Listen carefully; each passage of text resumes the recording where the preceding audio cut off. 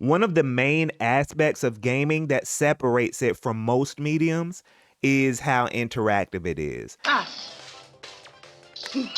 And for that reason, I actually think it is very healthy for games to take risks with their control schemes, even if the control scheme might be uncomfortable to some people at first. In some cases, I'd even go a step further and say it's important for games to take those risks. Oftentimes, many people in the gaming audience view control schemes as a means to an end, a way to just make a thing happen on the screen pretty much, and nothing deeper than that. But I personally believe that control schemes can also be a part of the experience, a way for games to express ideas or even challenge how the player thinks. And there are several ways that games have done this in the past and in the present.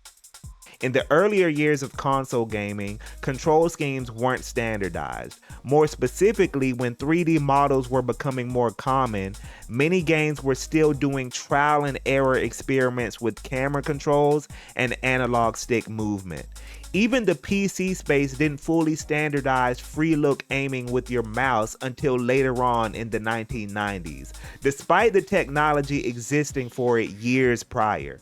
Games like Marathon by Bungie would have to pave the way before the FPS genre would fully adopt the standard way of aiming that we have today. But let's fast forward to the present. Currently, we see far less experimentation with control schemes because of how much has been figured out over the years. I'd say since about the 2010s, but even some years before that, obviously, controls have become more standardized, and it's way more risky to experiment now than it was in past decades when gaming was more new. When Splatoon 1 came out on the Wii U in 2014, it had a control scheme option that combined gyro with dual analog controls, and at first people found the control scheme very awkward. On top of that, motion controls in general, still to this day, have a stigma among some people as just being mindless and waggle based, air quotes. But very soon after the initial discomfort, the competitive Splatoon community eventually agreed that not only are gyro controls valid, but they are generally considered the optimal way of playing the game and allow you to be more granular with aiming than the optional dual analog only setup. Not only that, but Splatoon's impact ended up having an overall effect on Nintendo's audience in general.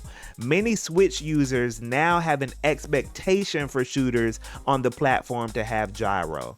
It's to the point where even though PlayStation platforms have similar motion technology in their controllers, a good amount of multi-platform shooters such as Doom and Fortnite got gyro aiming on Switch before PS4 and PS5 did, because Nintendo's audience has now been trained to expect these types of controls.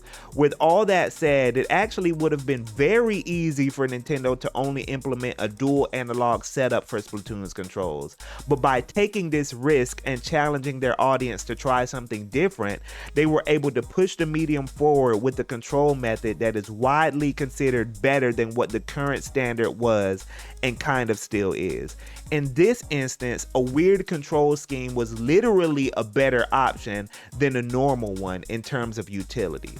Unconventional control schemes are also important when it comes to creating simulative experiences.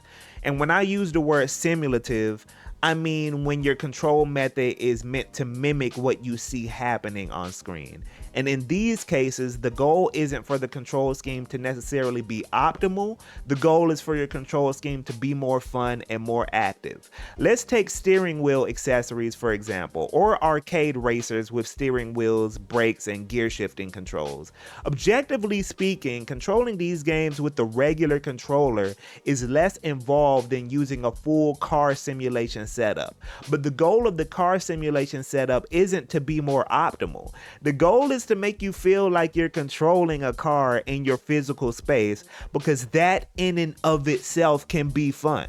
There are even entire communities dedicated to setting up complex driving rigs to play on, especially for realistic sim racers like Assetto Corsa. Drift racer Sarah Choi touches a bit on this in an interview with Hypebeast. She says, "I just set up my gaming and driving sim setup, so I'm super excited. A lot of drivers have told me that you can get a lot of actual practice without crashing and without the whole process of fixing up the car and stuff, so I'm excited to practice. Arcade games like Dance Dance Revolution from Konami also use an unconventional control scheme to get players close to a simulative experience. These were arcade rhythm games that had platform machines with directional arrow pads marked on their floors. The goal of the game is to step on these arrows with your feet in order to match the arrows on the screen, and to do it to the beat. I think it don't look like they on beat sometimes, but you know. And if you don't already know, these games can get very sweaty. And I don't just mean that in the figurative gamer slang way. I mean, this game would literally have people in the arcades dripping with sweat because of how physically intense it was. Bruh. And the gameplay for Dance Dance Revolution doesn't even require a dance pad to work. In fact, the game will probably be much easier to play on a standard controller or a keyboard. Less sweat under your arms and all that. But that's not the point of the dance pad. The point is to get you dripping wet, to make you feel like you're dancing.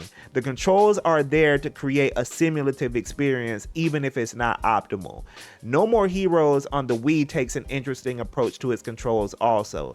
The game has an overall standard control scheme for an action game, but when your beam katana runs out of energy, you need to shake the Wii remote to charge it back up. In the game, Travis Touchdown mimics the same motion as you do it. It's fun, active, and a little bit freaky.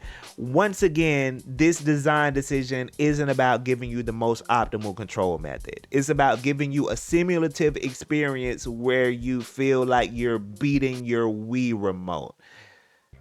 Weird control schemes can also be used to create friction that challenges your skill as a player. The goal with these types of control schemes is to intentionally make the player fight the controls, so to speak, in order to give them a physical sense of accomplishment. It's about giving you executional satisfaction. Fighting games are probably the most popular and easy example of how games try to accomplish this. Traditional 2D fighters oftentimes have directional input sequences that are required to execute your attacks. These are called motion inputs. Usually the moves with higher payoff have more motion inputs. For example, one of my favorite motion inputs is for Leona's transformation move in KOF 2002 Ultimate Match. If you put in these directions, she transforms into her Orochi form, where her appearance changes. She moves faster and has additional super moves during this form. Executing something more complex and getting a big reward for it makes me feel cool. The move would feel less satisfying to me if I didn't have to work for it, personally. Additionally, motion inputs can be used to balance otherwise powerful moves, forcing the player to take their inputs into consideration when deciding what they want to do. Charge characters in fighting games are a major example of this. They have to hold a direction and then tap the opposite direction plus a button in order to execute certain moves. Not only does this mean they have to wait a bit before their move comes out, but it also means they don't have access to certain actions depending on the direction they have to hold. For example, for Leona's back forward charge move, she obviously can't walk forward because she has to hold back. This completely changes how you have to engage with the game depending on the character you're using. So yeah, I think it's very important for games to continue experimenting with different control schemes. Without experimentation, we would not have gotten things like free look aiming in shooters, gyro controls, rhythm game dance pads, and a host of other things like virtual reality, which I didn't touch on in this video because the space is still kind of young and I don't have enough experience with it to speak on that. The Switch 2's recently announced mouse feature could also potentially open the door for a lot more experimentation when it comes to control schemes on console games, especially considering that the optical sensor is in both Joy-Cons, which isn't even a standard setup on PC games. I just hope that as an audience, we keep an open mind when we engage with these experiments moving forward, because interactivity is a big part of the medium and control schemes are a part of the art, in my opinion. Comment if you have thoughts, support if you like, and subscribe to support. It's GK. Peace out.